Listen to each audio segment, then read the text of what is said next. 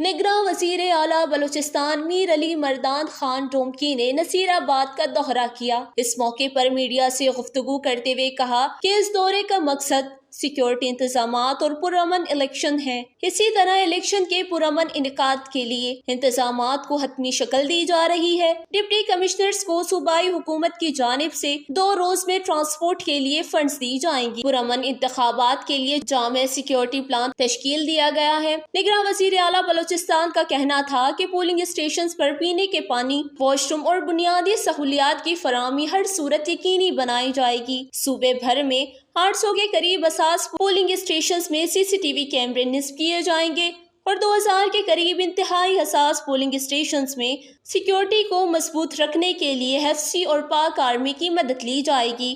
قبل اذان نگراں وزیر اعلیٰ بلوچستان کی زیر صدارت عام انتخابات کے انعقاد سے متعلق نصیر آباد ڈویژن کے 6 اضلاع کے ڈپٹی کمشنر کا اجلاس منعقد کیا گیا، جس میں امن و امان کی صورتحال اور الیکشن سے متعلق اقدامات کا جائزہ لیا گیا۔ وش نیوز نصیر آباد۔